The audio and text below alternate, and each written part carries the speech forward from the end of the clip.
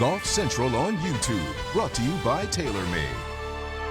Well, what a final day it was at the 2020 edition of the East Lake Cup. It's the 6th year we've been able to enjoy this format at an incredible venue. To get all the reaction now, I'm Cara Banks alongside Trip Eisenhower and our college golf expert, that is Ryan Lavner. And Ryan, we spoke about it in the pre-game show. You had a certain expectation for how things might play out this afternoon. Ultimately, it was Ole Miss and Pepperdine that got the job done in the women's and men's competition, respectively. What are your impressions of our two champions?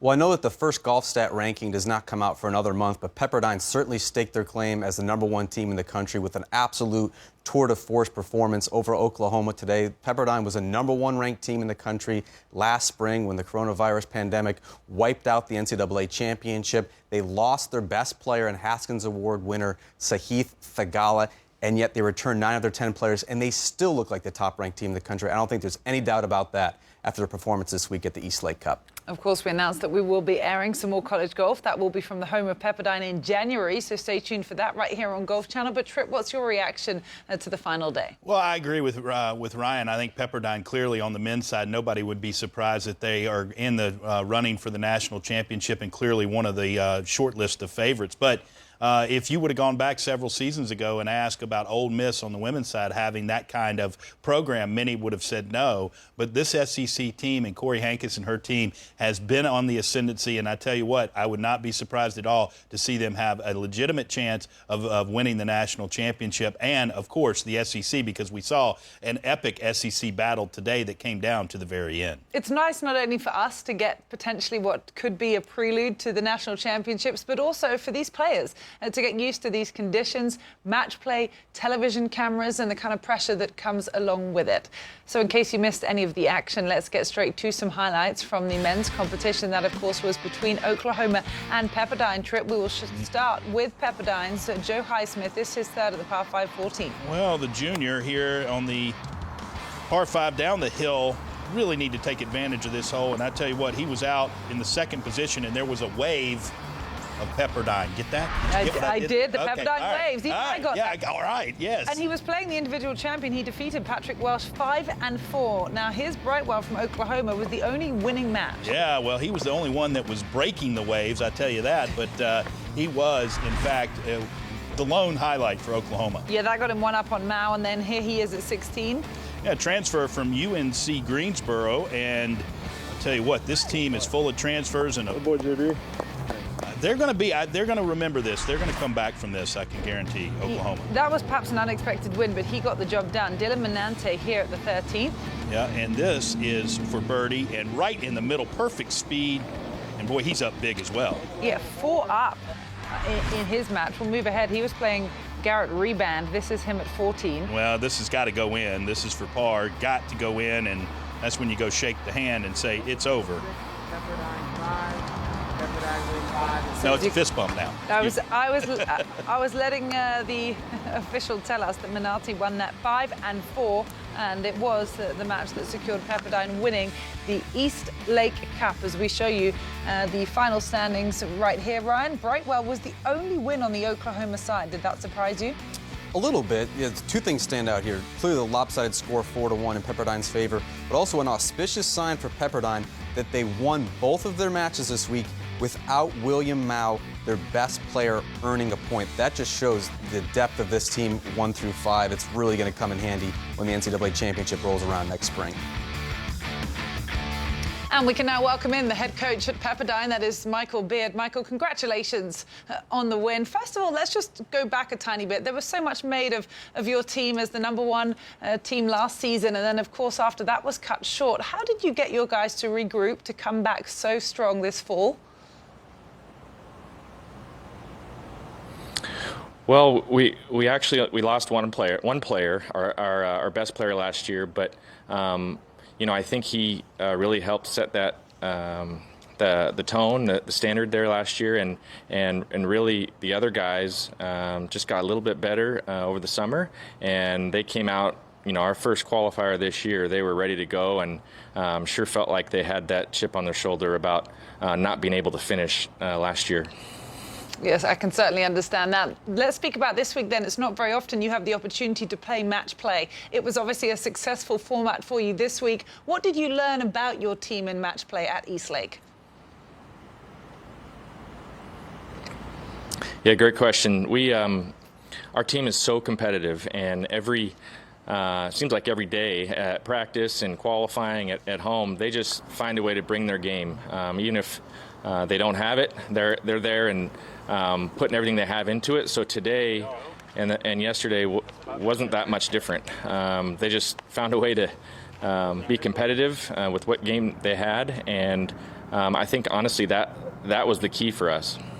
You guys have been on a meteoric rise really the last couple of years. Can you tell us what's the secret, or what's changed in your program, Michael, the last few years? It has been a gradual kind of steady trend upward, and that's something we've really, I'd say, pushed with our guys, that we're trying to be better every year.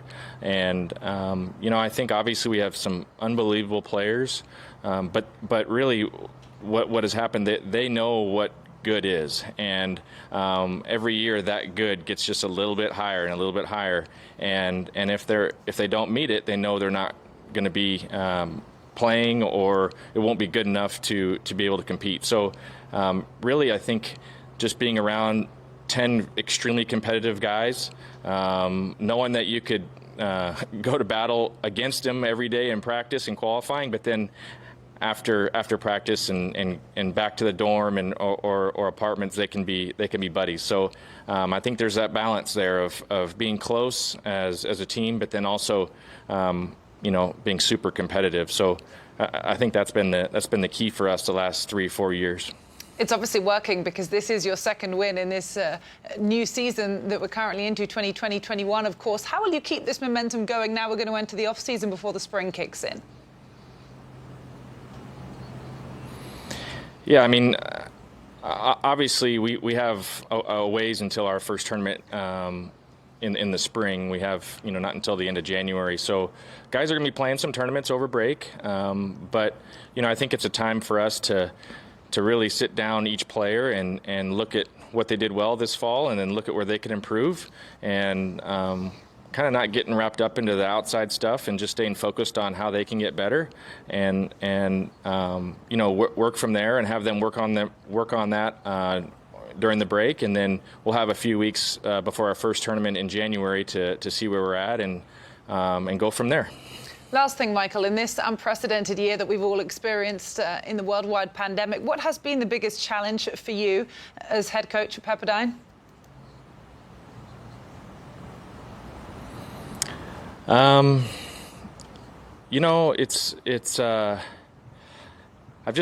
We've just had to really just accept that it's not the same. It's not the same as it was last year before this all happened, and basically just have to roll with it each day. And that's been the most challenging thing, is not to have something concrete for the next week. Everything, it could change. Just knowing and understanding that it could change, whether it's practice that day, timing with tutors, or all the Zoom stuff. It may not work. All that kind of stuff. Just being flexible and just accepting that it's not how it used to be. And I think all of us, coaches and players, have accepted that, and it's been easier to work through this process.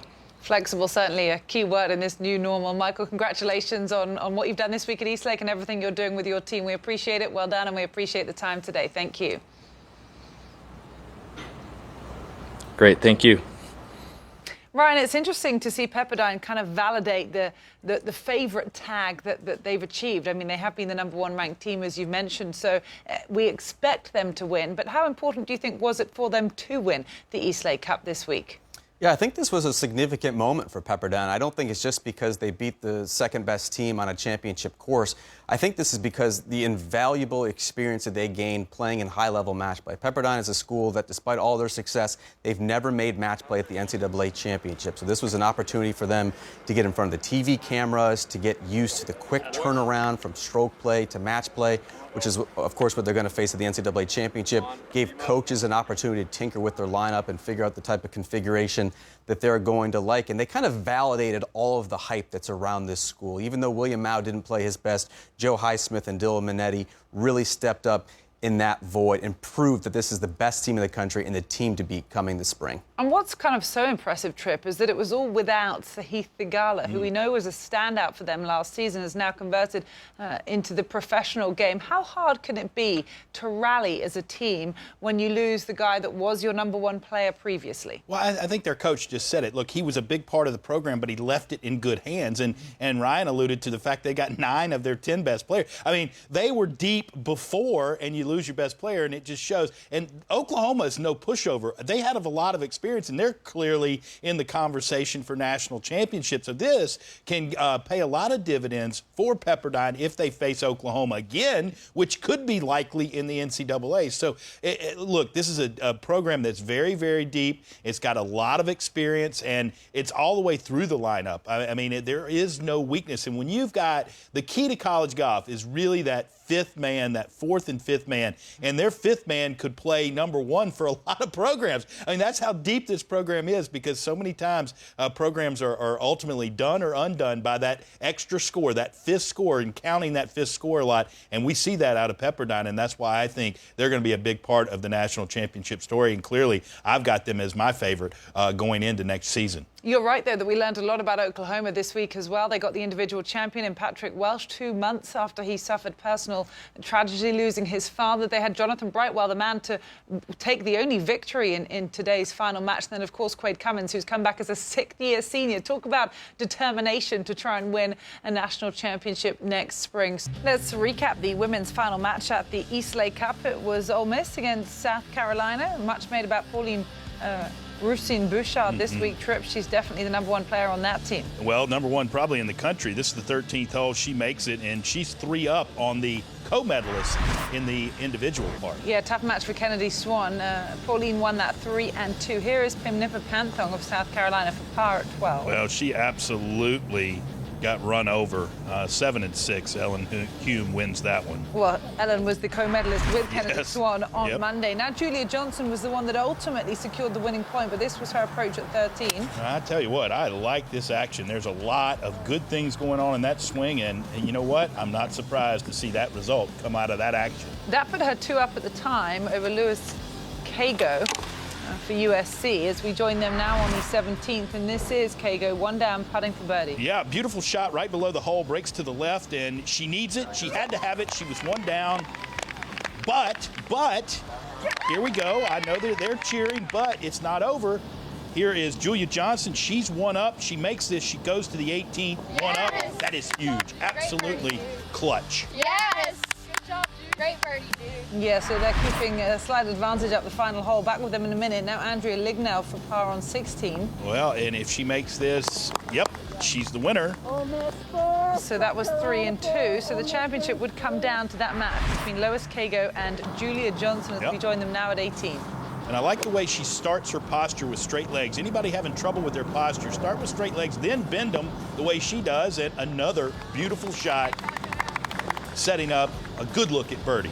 Yeah, she just needs to half the hole to get the victory. Kago trying to put pressure on with the birdie up. Must make, and difficult, down the hill, breaking to the left. And tough to get it out there far enough, and good effort, but now just 2 putts for Johnson to win, and the Rebels can celebrate.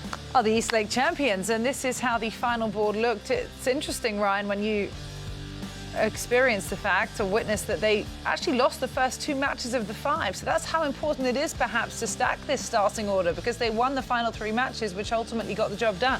Yeah, absolutely. It's certainly eye-catching to see that Ellen Hume score, especially against a top 30 ranked amateur in the world. But as you mentioned, the biggest takeaway here for Ole Miss is that every player earned at least 1 point in the match play portion of this championship. The history of the NCAA championship has shown that you need that depth 1 through 5. Your best player, your worst player, they all count the same in the match play portion. And now we can welcome in the winning coach on the women's side. That is, of course, Corey Henkes of Ole Miss. Corey, congratulations. You did the double this week, if you like. 2 of your girls were co-medalists in the individual portion on Monday, and now you have won as a team the East Lake Cup. How proud are you of what the women achieved? Thank you so much. It's been an incredible week, and, I couldn't be more proud as a coach. And, what Kennedy and Ellen did early in the week just really set the tone, and for the girls to get the #1 seed, it just, like I said, really set the tone, and really proud of everybody, and they played some fantastic golf today. It's been a pretty good past couple of years for you guys in match play, at least. How do you explain the success that your team has had in this format?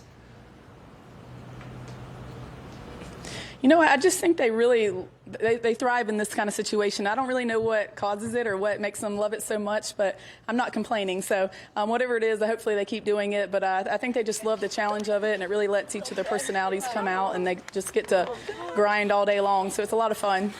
We've explained in our coverage, and you and I spoke about it when we were reflecting on the individual wins on Monday, the journey that Ole Miss women's golf team has been on recently. How do you think this recent success on the stage that you have been on this week especially will help with you recruiting going forward now? Yeah, I definitely have to think it would help. A lot of people are watching the Golf Channel now, and we're extremely blessed to be playing here this week, and can't thank Eastlake enough for having us. So, I hope it only helps our recruiting and helps us accomplish our goals that we're looking to achieve over the next few years. Well, you and your team have been fun to watch. Congratulations again. Enjoy some celebrations, and we'll look forward to watching you in the spring. Thank you so much. So, Ryan, I spoke to Corey about match play. What's your takeaway with how they performed in this format at Eastlake? Well, we heard a really interesting interview with senior Julia Johnson after the broadcast, and she said that this is not a fluke, and this is a team that's not going away. So when you get them in this match play format, there's something just so dangerous about a school that feels overlooked, and they feel like they have this underdog mentality. And keep in mind, Ole Miss is a school that had never been to the NCAA championship until 2018. And 2 years later, you can make a very valid case that they are a top 10 program in the country. So that if they can go to the Eastlake Cup and they can knock off top 10 teams like Texas and South Carolina, there's nothing to say that when every school gets back to playing college golf in the spring, and you have Wake Forest and you have Arizona State and you have Southern Cal all playing, who's to say now that Ole Miss cannot hang with them? Because they certainly held their own this week at Eastlake on a championship test. And Ryan, I think your point about each of the players earning a point is key. I mean, I talked about that 5th player in the stroke play portion is always huge, and we see a lot of programs that struggle with that. I think this is the same for Ole Miss, as I said about Pepperdine. I really do. I think that they're deep from top to bottom, and it's so. As a coach, I can tell you, you're going to be very, very happy when you see every one of those players contributing at different times in different matches. So it's absolutely wonderful. And I'm going to help them how to celebrate. Go down I-20, go up north a little bit to the varsity. Okay, that's how they need to celebrate. Ole Miss Rebels. I'm sure you've eaten there, Ryan. I have eaten there, and Oxford is not a bad place to hang out either.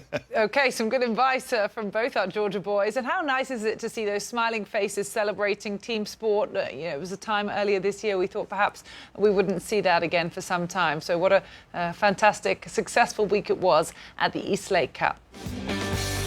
Well, here is one final look at the bracket on the men's side of the Eastlake Cup. We have discussed Pepperdine, who were the ultimate champions after beating Texas Tech in the semifinals yesterday. Oklahoma, the runners-up, they made their way into their final with their victory over Texas on Tuesday. And what's your take on the runners-up, Ryan? Well, Oklahoma certainly had no shortage of motivation heading into the fall. They brought back 2 fifth-year seniors and a 6th-year senior just so they could come back to try and get a ring. This is definitely going to push them during these 3 months off. They're not going to forget this outcome anytime soon. Okay, well, let's hear from their head coach, Ryan Hibble. We had a great week this week. Obviously, Eastlake is just a special place, and our result this week, in the final match wasn't fantastic, but credit Pepperdine. They did a great job. Michael Beard, he does an unbelievable job getting his guys ready, and hopefully we'll see them this springtime. This fall's actually been very good for us through and through, and to be honest with you, we're just very fortunate that we're playing golf right now. 3 months ago, I don't know if I could actually envision us sitting here at Eastlake. I think we can all echo that sentiment. And don't forget that Oklahoma did have the individual champion this week in Patrick Welsh. Here's how the women's bracket panned out. Ole Miss, the eventual champions, they came through. Texas in the semifinals. South Carolina Gamecocks, the runners-up after their win over Florida in the semifinals yesterday. Your reaction to this bracket, Ryan? Well, I still think South Carolina is the most talented team in the SEC, and I can promise you, Cara, that other coaches learned a lesson this week. You need to play away from Pauline Bouchard in match play. Put your number 5 player up against her because she's basically an LPGA player who happens to be playing in college golf right now. I look forward to seeing what her future holds. So that is the East Lake Cup done and dusted.